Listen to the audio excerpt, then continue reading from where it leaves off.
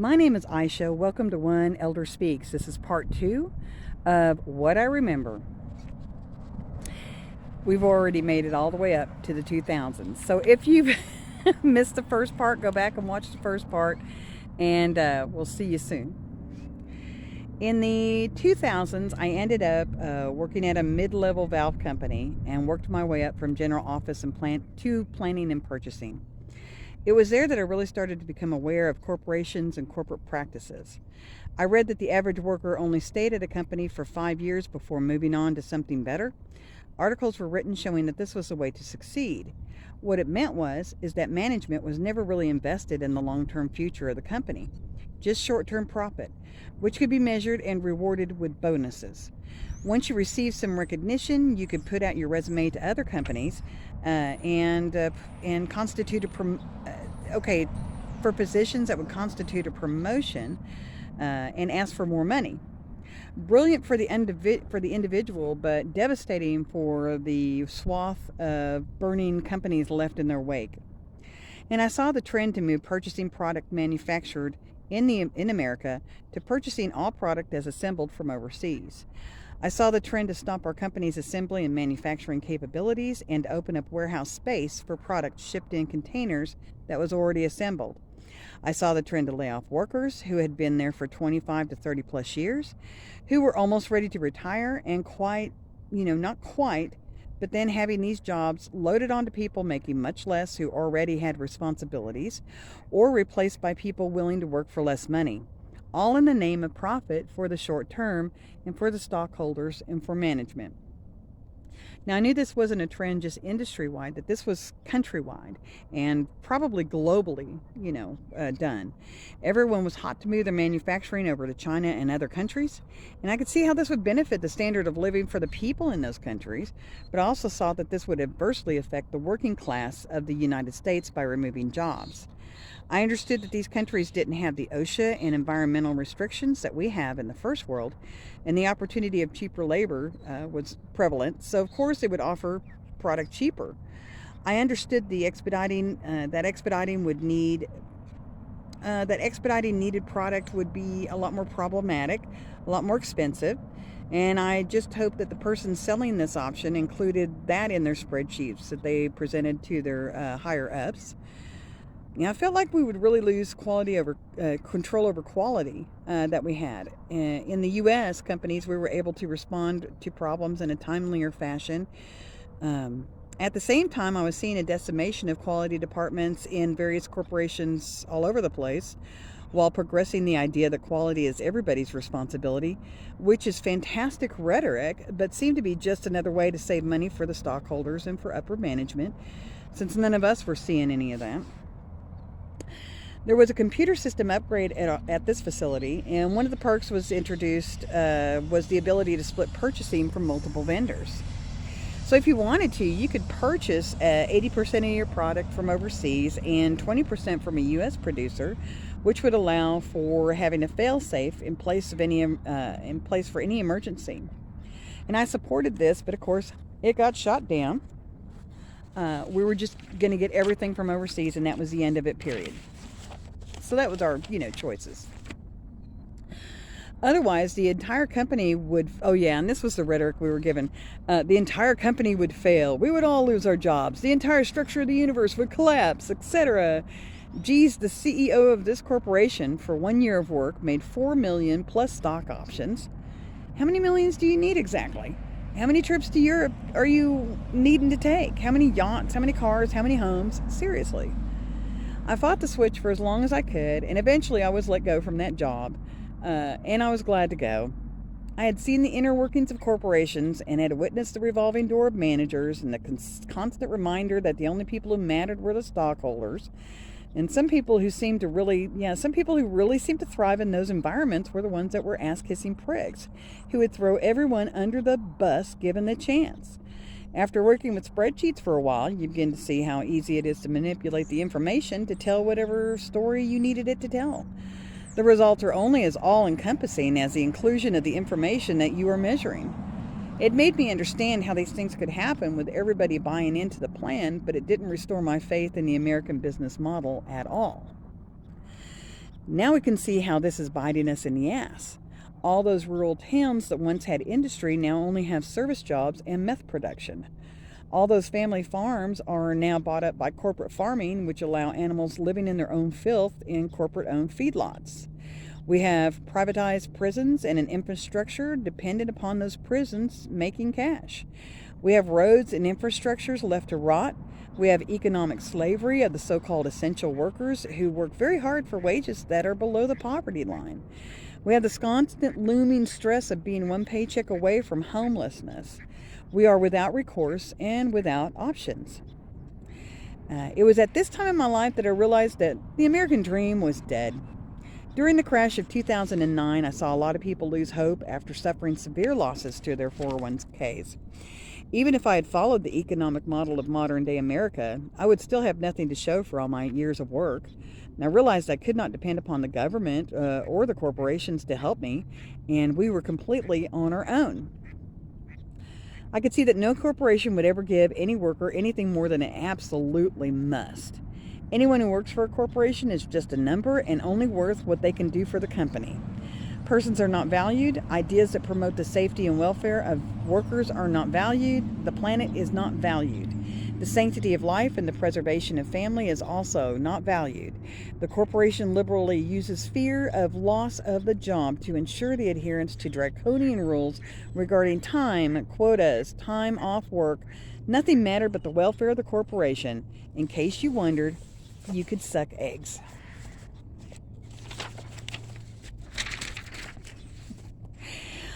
At around the same time, I began to look into conspiracy theories, and boy, that took me quite some time to process. I recommend watching the documentary Short Change in regards to 9/11, and to read between the lines and between and behind the propaganda spewed by both sides of the media in all circumstances. Rarely is the truth nothing but the truth reported, so you will have to make your discernment all on your own.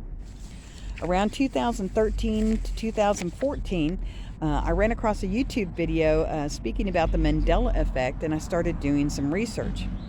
I cannot speak to what I do not remember, so I will speak to what I do remember.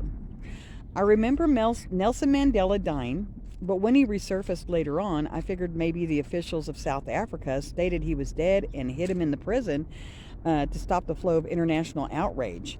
There was an awful lot of pressure placed on the government at that time from international groups. But when I heard Magic Mirror in place of Mirror Mirror on, in Disney's Snow White, I had to check it out. I still had a VHS player, and I still had a VHS tape of Snow White. And so I put it in and I played it, and I freaked the hell out because it did say Magic Mirror on that tape. And I remember, Luke, I am your father. And if you build it, they will come.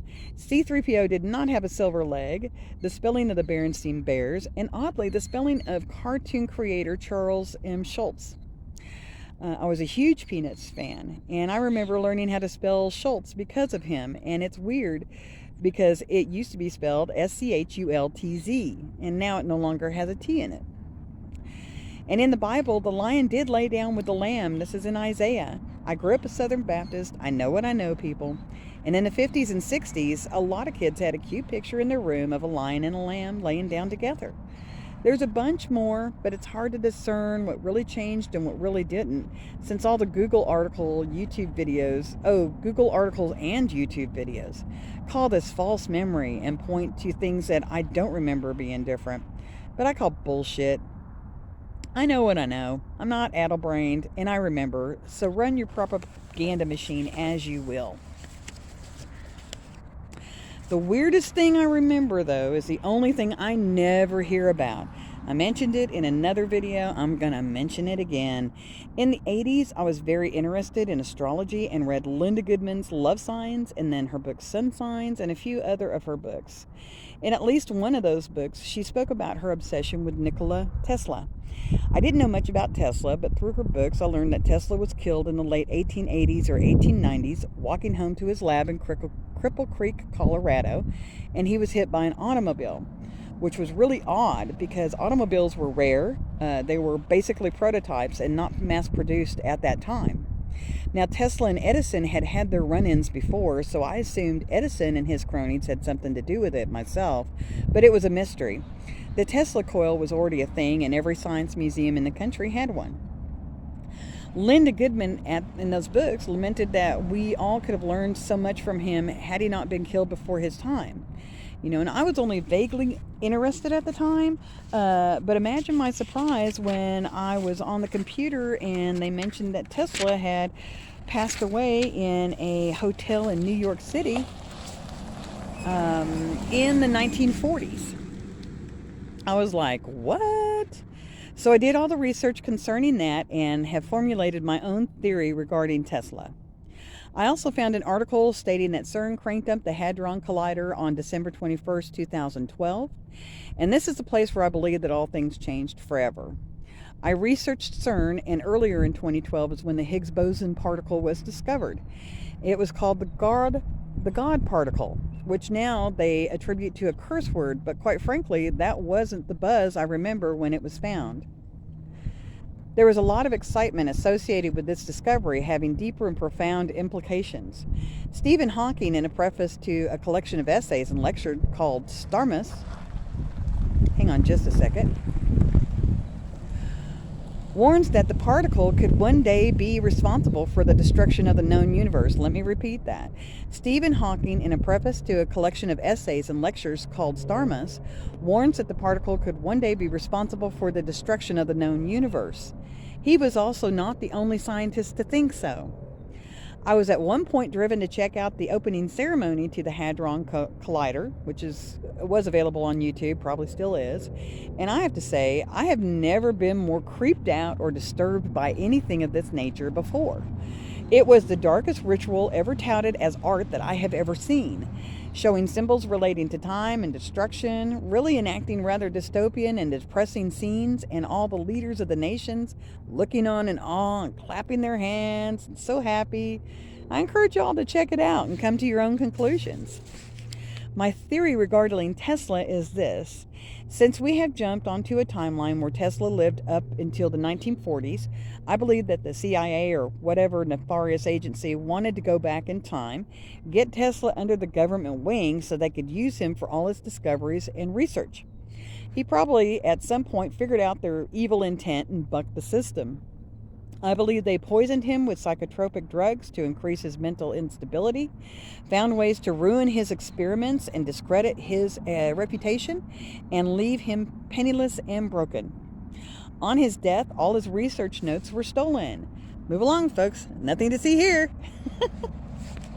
Due to the media, social and mainstream, being biased AF, being owned by very few rich and powerful entities, we need to dig deep and hard and listen to our intuition to come to any kind of truth. You will not receive an unbiased truth from either side. The agenda is to divide and to use sensationalism when possible, so they can feed from our real value, which is our collective attention. Let me repeat, our real value is our collective attention, and they are feeding from our being into a high state of alert and fear at all times, and hating one another and separating from each other. Remember, a house divided is a weak house. This must be part of the plan to keep us compliant. At some point, I came out of all the conspiracy theory rabbit holes with an understanding that there was a lot more than what you think going on. But there was little that I could do about it as an individual. A single voice to draw attention or to change what was happening around me. And I decided then that the best thing I could do is just remember what in 10 blazes I remember. And then share what I perceive. Obama was a disappointment, what with the drone killings overseas and the saving of Wall Street and the Federal Reserve and the current banking institutions. We could have had real reform, but he was, in his heart, a company man and would cater to the biddings of the financial sector to maintain the status quo. And even though it would have been an empty gesture of a man on his way out of office, he failed to support the people of Standing Rock, and thereby failing his constituents and Mother Earth. He had nothing to lose, and yet he blew it off. When Bernie Sanders lost the presidential nomination for the Democratic Party to Hillary Clinton in 2016, I knew that the powers that be would never allow a champion of the people to lead our nation, period. I knew that they would only support someone who supported the corrupt system with all of its flaws and catering to those who already have more than they can spend. With a continuation of obvious racism in the justice system, the emerging voice of fascist and white supremacist groups, the misogyny in regards to women's right and abortion debates, it's only going to get more interesting from here. Recently, I heard about the American Families Plan proposed by the Biden administration had to give up a lot of what they wanted, but managed to keep the child care credit. That is the height of our slavery.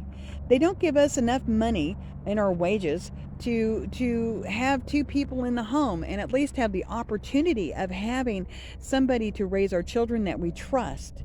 They don't give us living wages and free health care, but they give us more money to give to somebody else, to strangers, to leave our young ones with, to train and traumatize at will.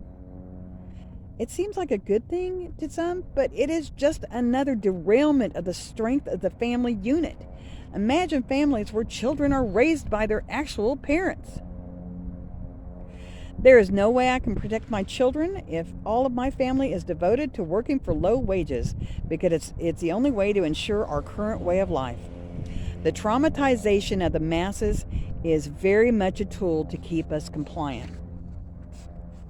I'm going to go ahead and end part 2 right here, and I think I might find another place to go sit for a minute. And thank you for staying for as long as you will. And we'll talk to you later. Bye.